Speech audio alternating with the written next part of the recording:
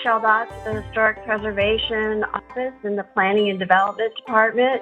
I'm here with Crystal Carancho and Mara Jackson for our third in a series of 3 ethnic heritage story map presentations.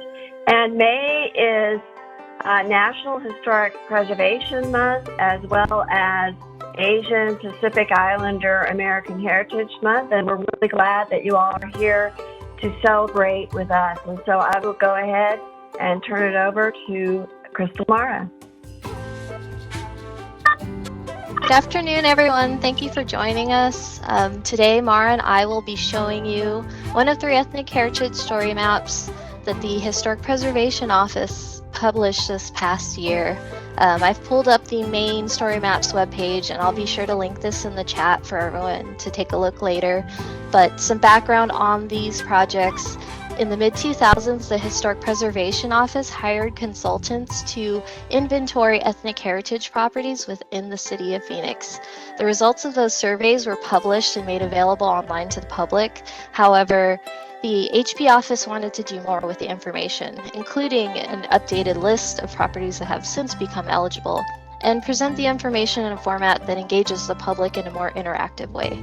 And so the Historic Preservation Office decided that a story map would be the best way to share these great places and information. The story map has proven to be a wonderful tool for us, and it allows us to take the public on a tour through Phoenix's rich and diverse history.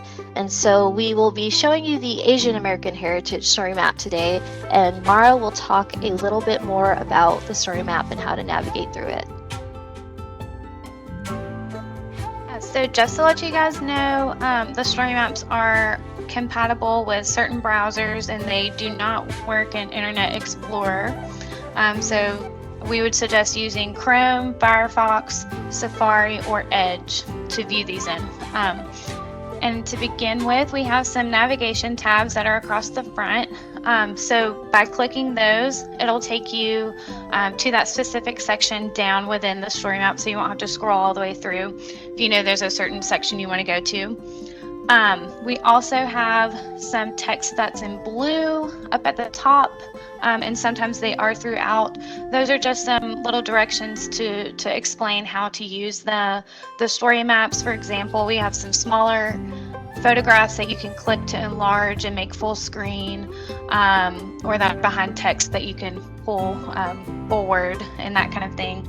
At the beginning of each story map, we also have a map that has all of the properties that are listed within the story map all together here. So these points, you can zoom in on the map and labels will come up. You can click on the points for a short summary, and so you can see that there. You can also just click the house button to take it back. There's a legend there as well to show some of the properties are areas rather than a point, so that's what these dashed lines indicate. And then you can just click the button at the top right corner to take you back to the regular story map.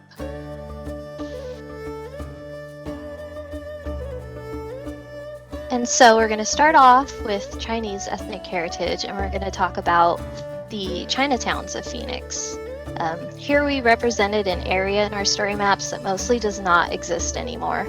It was important to show the early history of the Chinese in Phoenix and their contributions to commerce and their ability to thrive even when facing adversity in early Phoenix.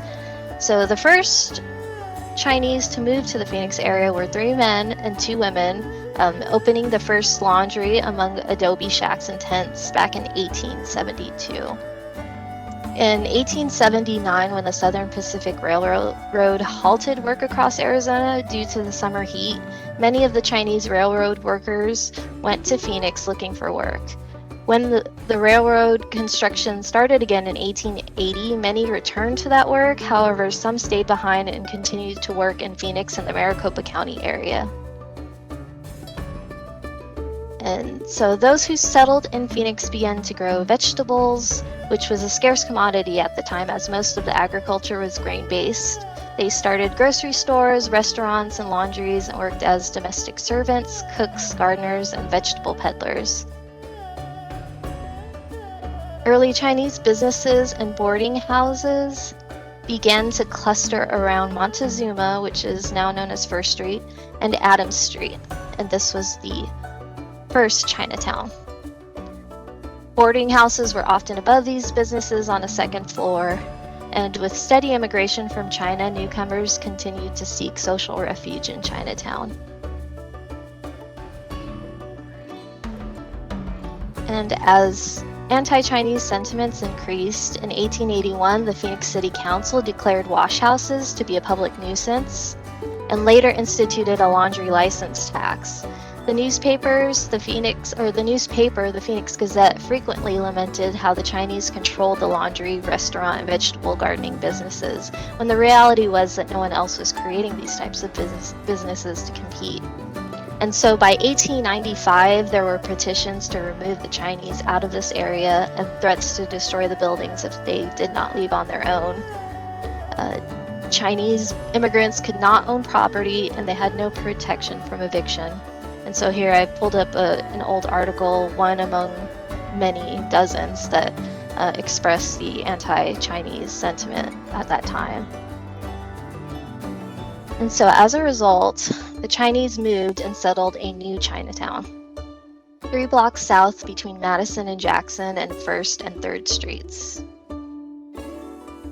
In the late 1930s, when more of the Chinese were establishing businesses elsewhere, people began to leave the second Chinatown area. And so after generations of hard work, young families were starting to be able to enjoy a comfortable middle-class lifestyle, and Chinatown was seen more as a place that had problems with opium use and crime. So by 1945, the Chinatown was nearly abandoned.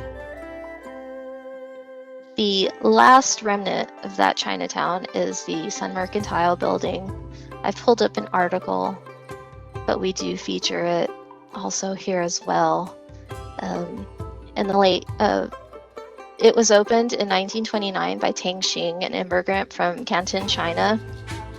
And next we'll talk about some more of the Chinese commerce and grocers buildings that were identified within this property survey, and Mara will go over some of that. So I'll keep scrolling down to get to that information. Yeah, so groceries are the most common property type that's associated with Chinese heritage here in Phoenix. Warehouses are also really prevalent. As the Chinese Exclusion Act of 1882 banned immigration of laborers from China, it exempted merchants, students, government officials, and missionaries, allowing men to come to the U.S. in these groups. However, they were still denied the right to become naturalized citizens. These laws had a strong influence on the career choices that young Chinese men made, as only a merchant could freely travel back and forth to China and bring a wife and children back to the United States. Because interracial marriage was prohibited, men often had to return to China to find a wife. And these circumstances directly led to a high number of Chinese men becoming grocers in the United States. So one of the properties that we'd like to talk to you guys about is the Ongye Zhang Grocery. This owner's story reflects the fact that many Asian Americans or Asian immigrants were unable to have U.S. citizenship. Therefore, they were not able to own property in their own names. So this property was placed in his son's Cantonese name. It was built as a rental property, and warehouse spaces were leased to others to use as wholesale produce warehouse space. And then throughout the 3 story maps, we chose certain properties to highlight as preservation successes and show the different facets of preservation and how the built environment is impacted. This building is one of those examples, and historic tax credits were utilized for the rehabilitation in 2012. This property now serves as office space for R&R Partners, which is a PR firm, and they have a small exhibit on display that shows artifacts and photographs from the building's history. We thought that they did a really great job at keeping elements of the building's former use as a warehouse, such as the historic lift shafts. As you can see here, they've made it into kind of a screen area, and they've got loading door openings as well. The railroad tracks are still visible outside of the building in the alley as well. And then we also have a lot of more grocery and warehouse related properties throughout. Another one that some of you may be familiar with is Jim Ong's Market. It's now Superstition Meadery's downtown Phoenix location. It's a rare 20th century commercial style building with an offset pitched truss roof and a Chinese motif parapet. The building features a skylight which brought natural light into the store, and the residential apartment is located in the rear section of the building. The Ongs lived in the apartment that adjoins to the store, and the former back porch had sometimes been used as a sleeping area. This store sold groceries, including meats, and they, like many of the other Chinese groceries, got their merchandise wholesale from the Sun Mercantile warehouse. They would also source produce from the farmers market near the former Chinatown. Ong came to Phoenix to help his father with his store prior to establishing this store. And Ong's brother Roland also opened a store, which is Roland's Market, which is also featured within our story map later on. Planning and Development's Office of Customer Advocacy worked with the owners here to make this adaptive reuse project possible, and we have a video here that shows a little bit of that work in progress that you guys can play. I'm going to try and jump down to the next group. Just bear with me, everyone. There we go. Okay. The next property is the DH Toy House. DH Toy was one of the most successful Chinese businessmen in the history of Phoenix. He initially came to Phoenix as a paper son using the name D Hong Toy. And in the Chinese culture, D would have been his last name. However, with immigration and following American customs, Toy became the family name. Toy served in the American military during the First World War, and when he was 80 years old, he was given honorary citizenship by the FBI. After a brief time in Casa Grande, Toy arrived back in Phoenix around 1921 after a failed business partnership. Back then, it was impossible for Chinese immigrants to get financial backing from a bank, so the Chinese community would have a lottery system every month to help a needy family. It was through this assistance that Toy was able to purchase a horse and buggy. He then worked as a vegetable peddler, hauling produce by his wagon to people who lived far north of Phoenix and to the tuberculosis sanitariums north of the Arizona Canal, so in the Sunny Slope area, that no one else would go to for fear of catching tuberculosis. In 1927, he opened a grocery store at 16th Street in Camelback, closer to many of his regular customers. He also raised chickens, geese, and turkeys in large pens and ran a butcher shop.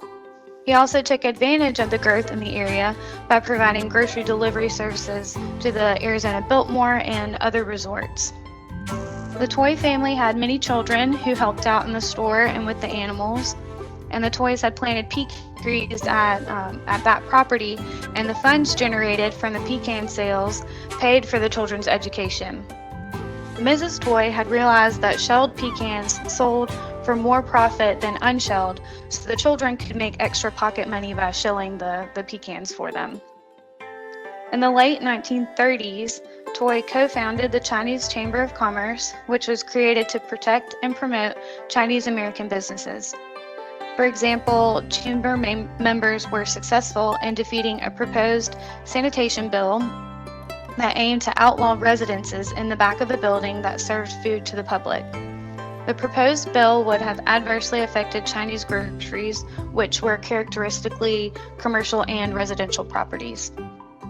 Toy also opened a restaurant, the Shangri-La, It was one of the biggest in Phoenix and the first to build a high volume of business serving Chinese food to a largely non-Chinese clientele. Eventually, the Toy family grew out of the residence that was behind the grocery store, and in 1952, they moved to this address. The house had already been built and it was for sale, and Mrs. Toy had fallen in love with it. At the time, there were racial deed restrictions, so Mrs. Toy sought permission from the neighbors to purchase the home. All the neighbors were customers of the store and had no objections. I'm going to quickly scroll through to get to our next property we're going to talk about, and that is the Dinghy Restaurant, which I just scrolled past. The restaurant had a previous location, but in 1958 moved to the current Indian School Road location. The owners hired prominent local Chinese-American architect Singh Tang. It features the Googie style, which was an architectural style that invoked ideas of the future to create eye-catching structures from passing cars. Tang combined this Googie style with picturesque, popular and commercial imagery to create the modern yet distinctively Chinese building. There's the photo of how it looks today. Singh Tang was a Phoenix native and worked as the chief draftsman for architecture firm Lesher & Mahoney. His mother owned a Chinese grocery store, Mary's Store, that was located on 16th Street in Washington.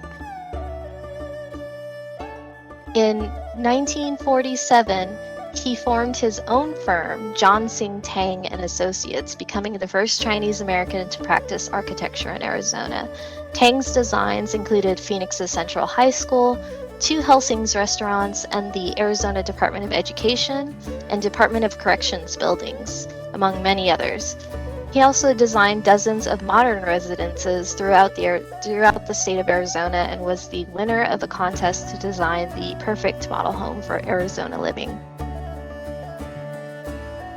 His personal home is on Thomas Road, and it has local and national historic designation as part of the North Encanto Historic District. Tang purchased this home in 1955, and while living here, he added a masonry den addition where he did most of his work.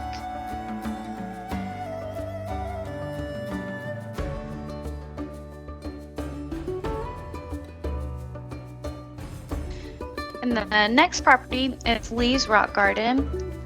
This is something that's on private property, so you may not be able to visit it outside of the Storymap.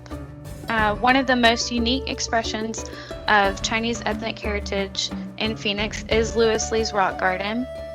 Evoking traditional Asian garden design, Lee began to formulate his personal vision of a Chinese rock garden. Born in China, Lee immigrated to the United States as a young man and served in the military during World War II. He owned a business in the Loy-Ong building, built a home in Phoenix near Camelback Mountain, and created his garden on this property. Over the next few decades, the garden grew into an intricate maze of concrete edgers encrusted with rocks, pop culture items, and Christmas lights. The rock garden features many Asian elements in its design, such as tableware from a Phoenix restaurant he owned and a multitude of porcelain Buddhas. It is significant as one of only 2 historic folk art sites in Phoenix, the other one being in Sunny Slope. And Lee passed away in 2006, but his house and garden remained there. Then the next group, although there were certainly Japanese immigrants in the Phoenix area earlier than the 20th century, many of the extant properties today have historic significance from the mid-century onwards. This area is unique in that there was a relocation camp not far from Phoenix during World War II. After the attack on Pearl Harbor, Japanese Americans were viewed as enemies and potential spies. In 1942, an executive order was signed authorizing the evacuation of all people of Japanese descent living on the Pacific coast, based on the theory that they would be spies. This effect was seen directly on the people here in Phoenix, as the boundary of people to be relocated became Military Area Number 1, including south of US Highway 60 through Arizona. So as a result of this boundary, half of the Japanese Free Methodist Church's congregation was expelled. This church had been in place since 1932, and many Japanese immigrants had converted to Christianity due to extensive mission work and the belief held by some that it was more American to be Christian. During the time of relocation, the two halves of the congregation were able to meet separately. In the 1960s, they moved to a new location, and the building has since become the Vietnamese Baptist United Church, which is what you see on the screen there. The Arizona Buddhist Temple is the next property. Prior to the widespread conversion to Christianity, early Japanese immigrants to the United States were traditionally Buddhist. However, they tended to keep their Buddhist religious practices to themselves as an attempt to avoid additional discrimination and racial hatred towards them. As a result, there were no shrines or temples or outwardly visible signs of their religion. In fact, some Buddhist Japanese immigrants converted quickly to Christianity instead. In 1932, the remaining Buddhist community founded the congregation of the Arizona Buddhist Temple. Initially, the congregation met temporarily at Hitoshi Yamamoto's farm, which was between Phoenix and Glendale. A building was constructed in 1935 with a sanctuary addition in 1936. By 1940, the area surrounding the temple, which was around 43rd Avenue and Indian School Road, had become the social and cultural center for the Japanese community in Phoenix. Along with the Japanese American Citizens League and the Japanese Free Methodist Church, the Arizona Buddhist Temple served as the center of community life for Japanese Americans. In these centers, they could remember and celebrate their Japanese heritage. The Arizona Buddhist Temple was destroyed by arsonists in 1959, but a new temple was built on the lot to the south of the original structure 2 years later. Owing especially to their close proximity, both the temple and the Japanese Free Methodist Church continue to as the center of the Japanese American community in Phoenix. And these are some images from the dedication of that building. Next, we're talking about the Japanese flower gardens. This is an area we represented, not necessarily structures like the other buildings we were looking at. The Japanese that settled permanently in the Phoenix area after 1900 were primarily farmers, and they began growing cantaloupe and lettuce in the fields. Agricultural production in the valley was limited to grains and alfalfa at the time. Following the disruption of World War II, the Japanese community in Phoenix could not go back to farming as before. Their farms had been ransacked and they had to start over. Many Japanese farmers, particularly in South Phoenix, began growing flowers for wholesale, shifting from their previously grown crops. Not only did this transform the fields lining Baseline Road from 32nd to 48th Street into beautiful washes of color, it strengthened the reputation of these Japanese farmers. And so the most profound change in Japanese farming was the growth of large-scale flower gardens near South Mountain. So back in 1936, Kaijiro Kishiyama started a farm at 36th Street and Baseline Road, and a year later began experimenting with different varieties of flowers. In 1939, Ben Nakagawa started a farm across from him on the other side of Baseline Road. And when they returned from internment during World War II, they found their farms destroyed and set about rebuilding. So in 1946, Kishiyama bought the land he had been farming and started growing flowers as a commercial crop at his South Mountain Flower Garden. By the early 1950s, Kishiyama started then taking over the operation of his father's, George Kishiyama, rather, started taking over operation of his father's lands, and several other growers joined them in the area. And the Japanese farmers planted half their land in vegetables, while the fields facing baseline were planted in chrysanthemums, carnations, and sweet peas and asters. Fields of flowers bloomed along both sides of Baseline Road between, again, 32nd and 48th Streets, and the area became a destination for locals and tourists visiting the South Mountain area. Growers built stands and sheds to sell flowers directly to the public. They also sold flowers to local florists and wholesalers and shipped hundreds of boxes of flowers nationwide. And so by the 1970s, urbanization of the area claimed many fields as land was sold for development. And by the 2000s, some of these remaining fields were sold off. And some of the area along Baseline Road is still utilized for agriculture. This is a photo of a interpretive sign on 40th Street and Baseline Road that everyone can look at. These are some structures dedicated to interpret the flower gardens, and this is a building also along Baseline Road that's not historic, but it adopted some Japanese architecture to pay homage to the Japanese farmers of the area. So next I'm going to jump down to Filipino and Asian Indian historic properties, and we'll start with Filipino heritage. The only other Asian groups included in this story map besides Chinese, Japanese heritage are Filipino and Asian Indians. In 1898, the Philippine Islands became a U.S. territory, allowing Filipinos to immigrate as nationals without constraints. Despite being nationals, though, Filipinos were not eligible to become citizens. In 1910, no Filipinos were recorded in Arizona, but by 1920 there were 10, and then by 1930 there were 472. The majority were male and over the age of 21. However, their presence was likely not accurately measured, as many of these Filipinos worked in seasonal agricultural labor work. So we're going to talk about the Carbohol house. It's a territorial era building built in 1904 by Louis Kuntz. It is made of adobe brick covered by plaster and has a river cobble foundation. And it has a hipped roof with a veranda that wraps around 3 sides of the building. Felix Carbajal bought the home in 1940. Hailing from the Philippines, Carbohol worked seasonally at the Westward Ho and worked in the fields during the summer. He lived with his family in the house, but let other Filipinos live on the surrounding land, renting out portions of the property. Filipinos were communal and tended to live in the same areas, but they also integrated nearby Hispanic communities, and many went to St. Anthony's Church, which held Mass in Spanish.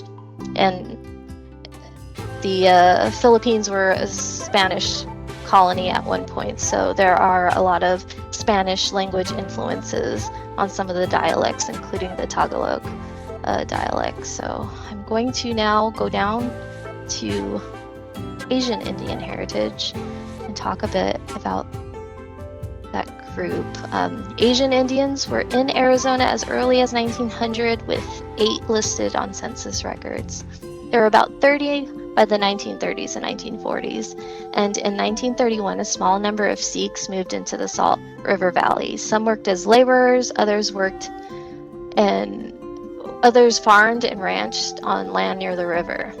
Primarily working agriculture after World War II, the Asian Indian community branched out into other industries like nursing, as mechanics, office workers, and retail store clerks. And so the property we're talking about today is Singh Farm. The Jiwan Singh, a native of India, purchased about 30 acres of land south of the Salt River. And I'll zoom out on this map and we can take a look. He purchased this land in 1938. He moved his family to their new home in 1946, having worked in Texas and Arizona's Gila Valley area first.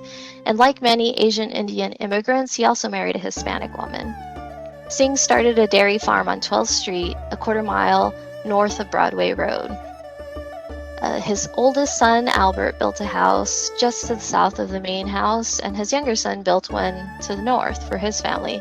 He also had 2 daughters that worked outside of agriculture. His daughter Ramona worked retail and married and started a family, and his youngest Amelia went to school at UCLA and worked as a university librarian. So that's just a little bit of information. And there's the photo of Singh Farm as it looks last year and today. And so we've reached the conclusion of our story maps. We did dedicate some space to talk about some Asian ethnic groups that didn't have historic properties identified by the survey, but do have a presence in Phoenix, so we did want to recognize that a bit. And then as you go through the story map on your own, once you reach the conclusion, we do include links to the historic properties survey that all of this information is based off of. And as you saw, we showed you some properties, but there's so much more for everyone to explore on their own, and we hope to have updates in the future to include more information and hopefully more properties. If anyone has any information to share, that's always appreciated. So I don't know, do we wait for questions until after the demonstration, or do we want to take those now?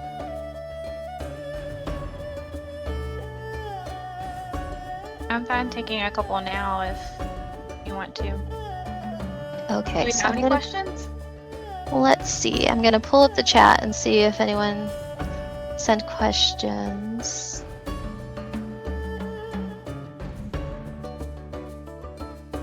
Sorry, we should have let you know to put questions in the chat, but we can also take some more questions at the end of as how to make your own story map demonstration. How many Japanese were interred in Arizona? I'm not entirely sure. We might have that information in here. That is something I think we can definitely get back to you on. A number? Yeah, I don't have a number off the top of my head. We might have that exact information in the story map. We just didn't prepare that. But yeah, we can get back to you and try and share that. We'll have to look it up and let you know. Were there any internment camps in the Phoenix area? So there was Poston Relocation Center, which I think we've discussed a little more in more detail in the story map. But yeah, so that was the closest. So sort of just outside of Phoenix, but yeah. I think US Highway 60 is Van Buren, so it was south, that I believe.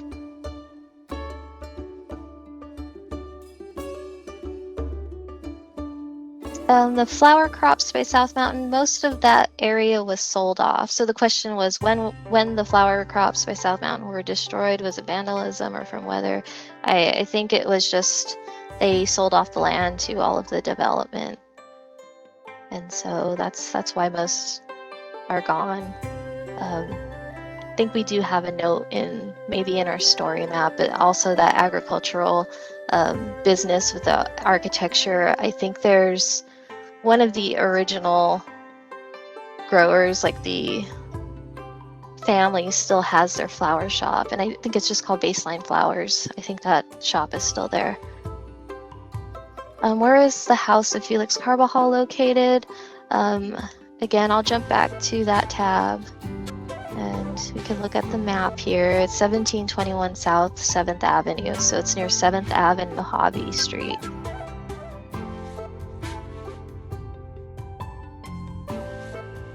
And Kevin, you can read in the chat, gave us some information about the Gila River internment camp. It was home to 13,348 people, mostly from California, at its peak. And so the combined peak population of the Poston camps was over 17,000, mostly from Southern California. And to answer the question about the second Chinatown, was it driven out of downtown or did they leave on their own choice? They left on their own choice. The Chinese were able to start opening more businesses throughout Phoenix. They were opening businesses within Hispanic neighborhoods and really integrating with the greater Phoenix area. And as mentioned, there were just some crime issues. So as people left, it just kind of was eventually abandoned.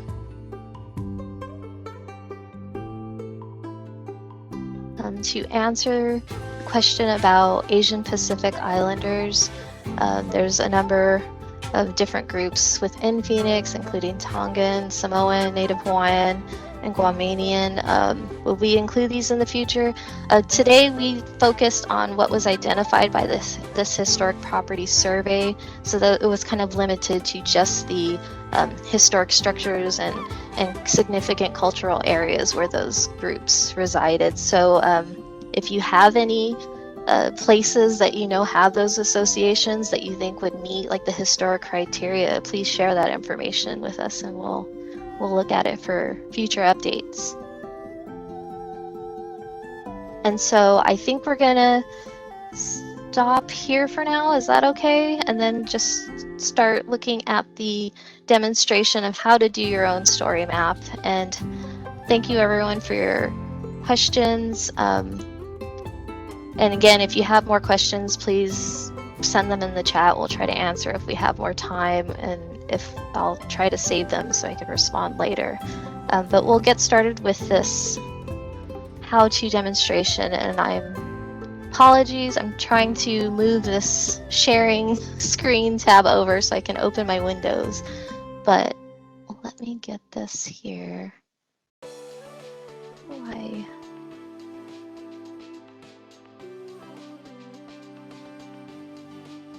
Bear with me while I move this over. I'm gonna have to close these other ones. So let me just copy this link so I can share that with everyone. And so here we are. Mara, if you want to get started with some background on the Esri story map, you can go ahead. Sure. So I think we're going to show you guys a gallery that has a lot of different types of examples of other types of story maps. So there's a variety of uses. You can use them for personal projects or work projects here.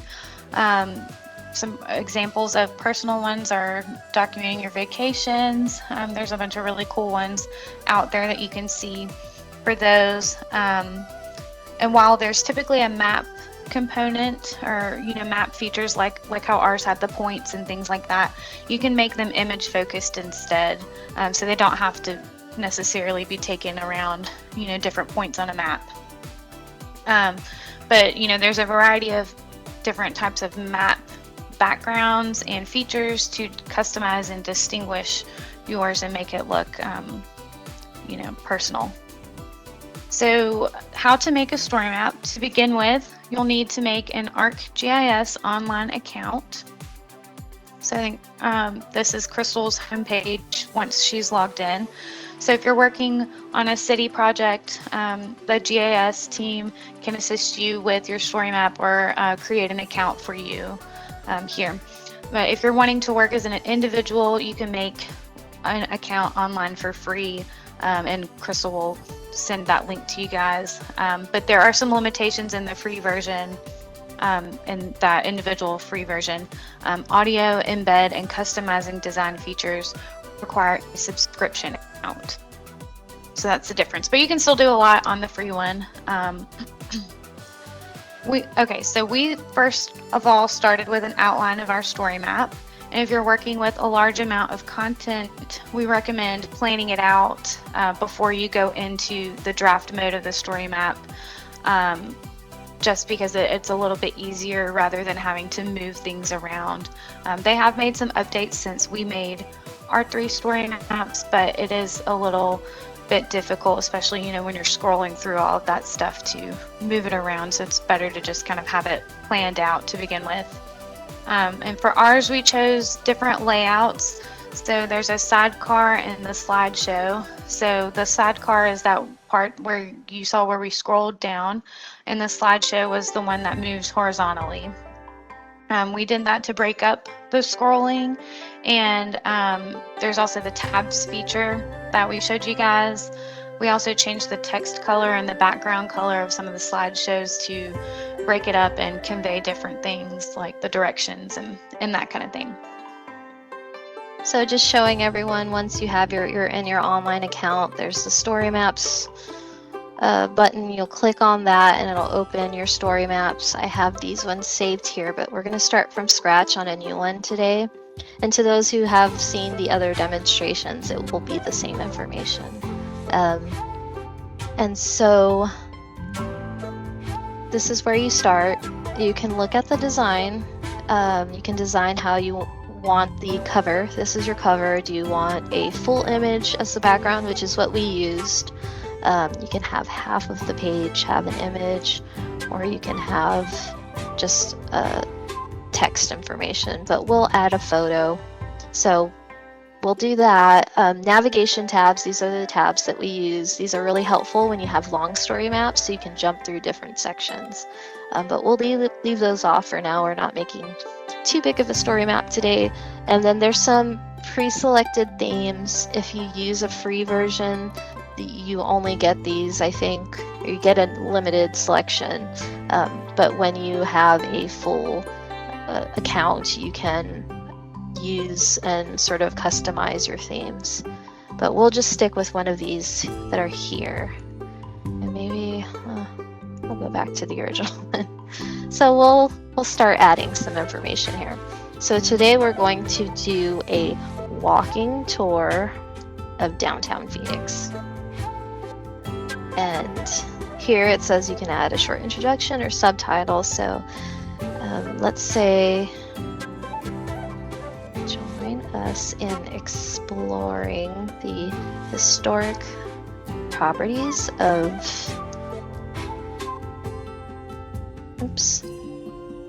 downtown Phoenix. And then you can add a byline. It'll say draft.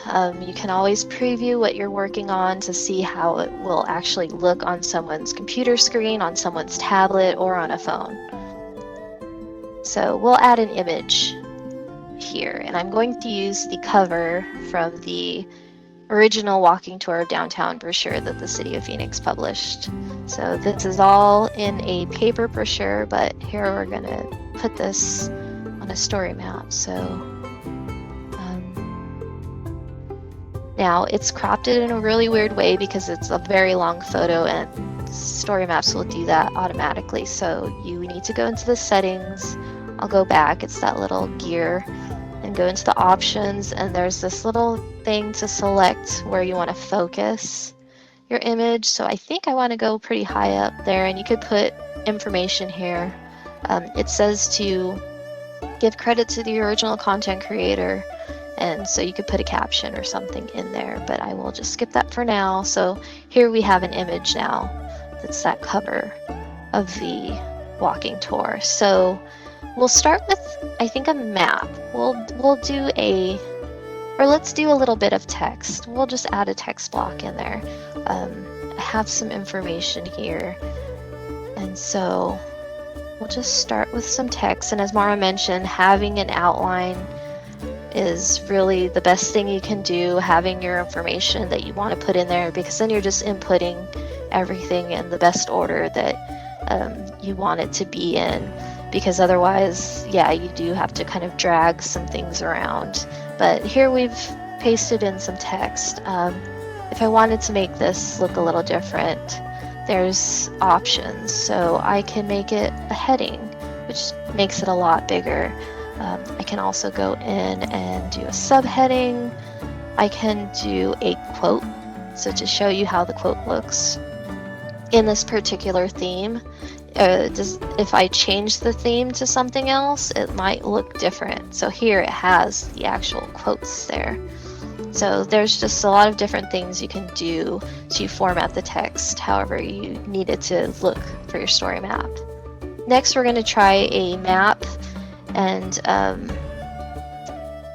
let's see, I'm going to do a quick map in here.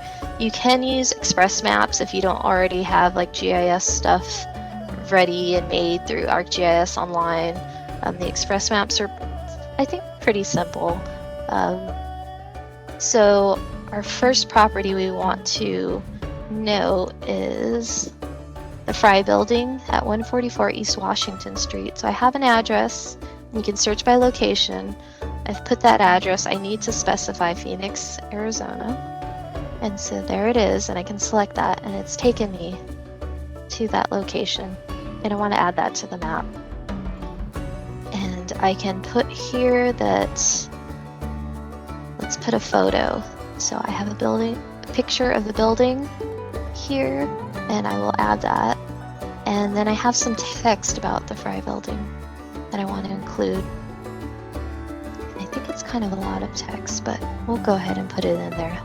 I don't know that there's a limit to the characters, but it looks like it's okay. You can change the style of this point. We can make it orange, and I think we'll say done. I think I can go here. I can choose a different base map. Each time I've done this demonstration, I use this modern antique map because I think it looks cool, but there's a lot of different base maps you can use. There's some aerial imagery that has labels on it, so there's a lot of different things. So we'll go ahead and use this one just to show everyone. So now we have a map, we have a point, and when you click on that point, you get all of that information about the building. And it's kind of cropped, so it was a little too much information. So again, you use these and see how it works and how it doesn't work. And might, if I were using this for an actual story map, I might trim this a lot down so it would fit better on the page. And so, oops, I zoomed out. But again, you click that home button, it takes you back. I'm going to try and get out of this map and take you to the guided tour. We use sidecar a lot in our presentation. That's putting the text on one side and then having the map or the image on the other. The map tour we used a lot in the Hispanic Heritage story map, and that was a really neat tool. So we'll go ahead and use that one and put a couple points in just so you can see how it moves. And so start with the first building. I will start by adding the location. So let's do Hanny's building. It's 44 North 1st Street. And again, search by location, specify Phoenix so you can find it.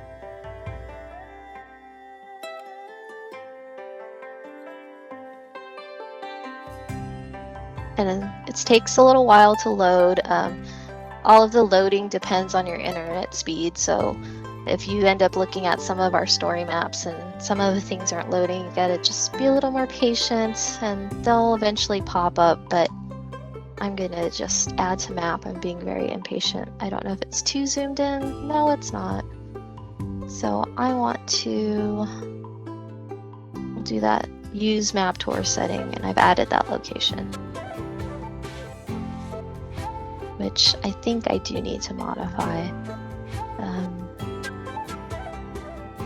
So I'll do a custom zoom level.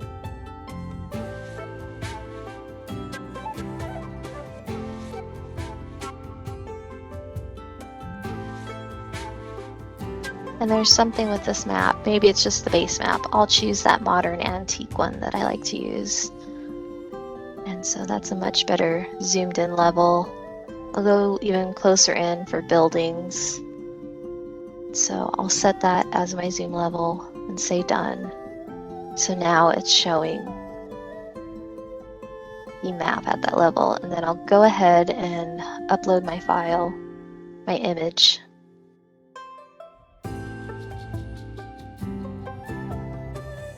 And well, oops. Type in the name. And I have some text on the building that I will just paste in there. I'm missing some information, but I'll put the description.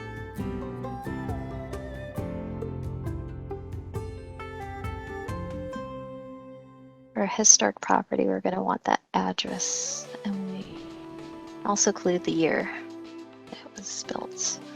So I could just paste that in.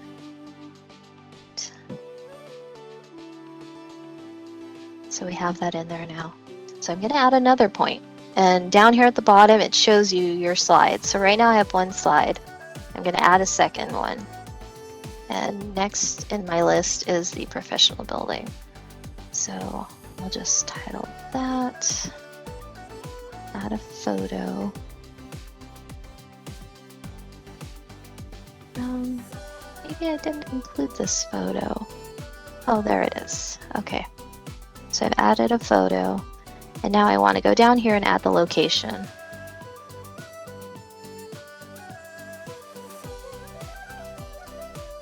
Search. Still need to say Phoenix, Arizona. And I will add that to the map. So now I have 2 points. So when I start with the first location, it's highlighting that one, number 1, and then as I scroll through, it kind of slightly adjusts the map to point 2, and I will delete that 1. And so if we put some things in there and you want to change the order, you just drag those slides around, and now you've changed the order, and it will start with the first slide, and then as you scroll down, the next one. So you can keep adding to the tour and pan across the map to different locations that you add. And let's just try one more thing. I know we don't have much time, but again, if you're using the free version, I don't think you can embed, and there might be limitations. Like I don't know if you can put videos in those either, but let's try the slideshow really quick. Add media. The slideshows were ways that we could just break up the way that you interact with the map. For this particular one, so I don't want to fill, I want to just fit the whole picture, so it'll make it smaller than the screen, but that's the Orpheum Theater. And I want to show you quickly how to add a video. So I think I can add a video within the slideshow. Sometimes slideshows are used to skip through.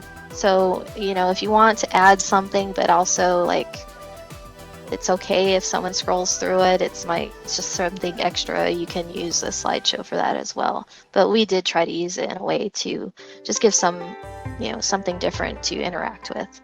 So I've added this video link, and hopefully the volume, like it doesn't automatically play, but it's a City of Phoenix video on the Orpheum Theater. So yeah, I'm gonna stop there. I think I've gone through most of the things I can show you, but there's so much more information. Add a separator, and you just click and add as you need to.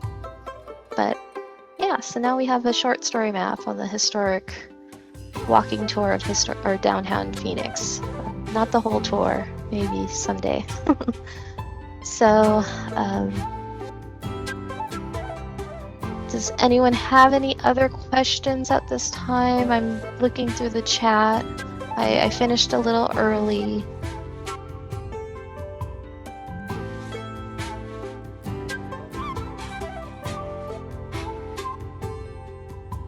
Can I edit the text of the buildings on that aerial map?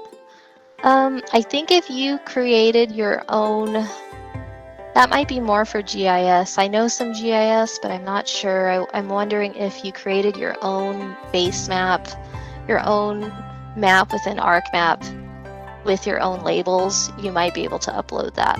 But I don't think you can, I'm not sure that you can edit these specifically. You might be able to create a new label within the online map, but not within the Express maps. I think that's something more that you would have to use in either ArcMap and then upload it to ArcGIS Online, or use ArcGIS Online to build a map from there. And I think you can edit some of the labels in there.